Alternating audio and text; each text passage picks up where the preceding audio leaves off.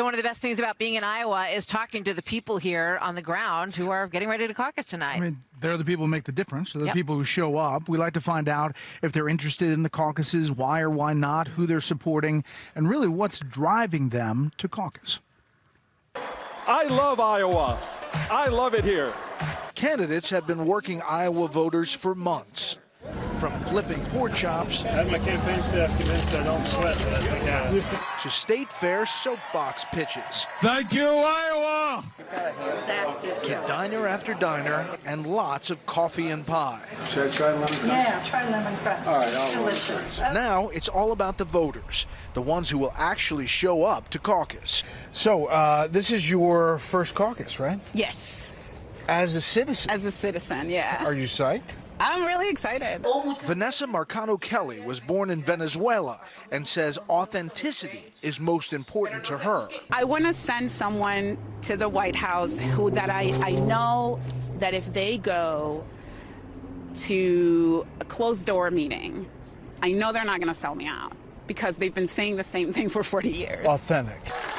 Vanessa says she found that candidate in Senator Bernie Sanders. I was like, okay, yes, this is a person that's really speaking to me and to the issues that I care about. Also look at Finland, look at Denmark, look at Norway, look at Germany. They have market economies, but they have strong socialist types of measures that are really investing the taxpayers' money into social well-being programs. And that is what we want to do. Do you worry, as a Bernie supporter, that the party is somehow going to pull it out from him again, or that they're going to try to do something that somehow the party establishment affects his momentum? I'm a little worried about that.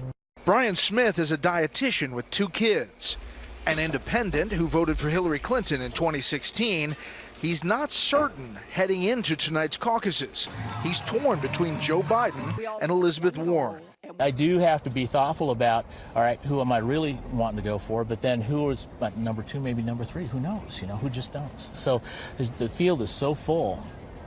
And full of good people, and they all partially have really great answers, but I just don't see the one. Brian recently started a new job in a hospital and has been listening for candidates' plans about health care. It's really hard for me to wrap my hands around sometimes. Well, the difference between Biden and Warren is pretty stark when it comes to that issue. Exactly. And sometimes you get in that room and you just see, okay, where are the numbers falling and where do you want to go with that?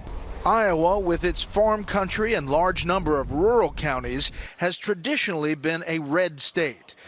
In the 2016 election, Donald Trump captured 93 of the state's 99 counties, carrying Iowa by the largest margin of any Republican candidate since Ronald Reagan in 1980.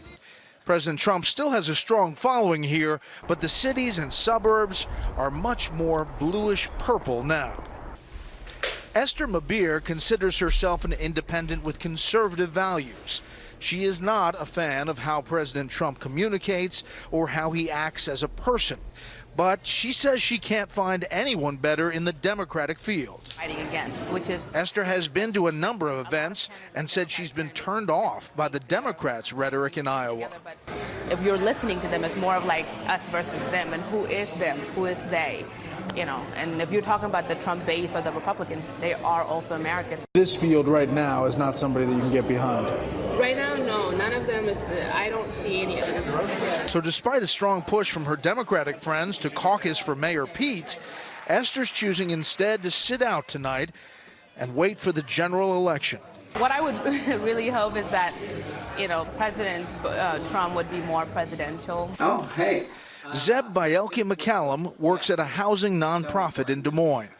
He cares about a lot of issues, but having someone who can beat President Donald Trump is number one. It's a candidate that can win in November, that can unite the party, bring folks together, and that touches my heart and inspires me to get out and volunteer, knock on doors, do interviews. That kind of, they're not normal stuff to do, but, it's worth it to see Elizabeth Warren be our first female president.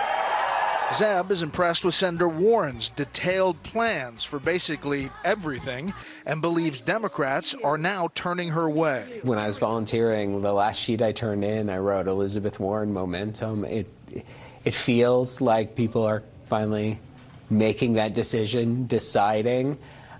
It's very, very close here in Iowa between many candidates, so I think the ground game is going to make a really big difference this year. What do they want to do? Let's impeach our president, right? I don't think so. When it comes to President Trump and the impeachment proceedings, we found our caucus goers to be relatively unfazed. The impeachment, I mean, as far as my vote, it doesn't affect one way or the other. I didn't watch it completely. I think that the impeachment hearings have basically no impact. I wasn't a big fan of the president before the impeachment. I am aware of the impeachment hearings. I am not able to sit and listen to all of that. In terms of what happens in the election, history will bear that out.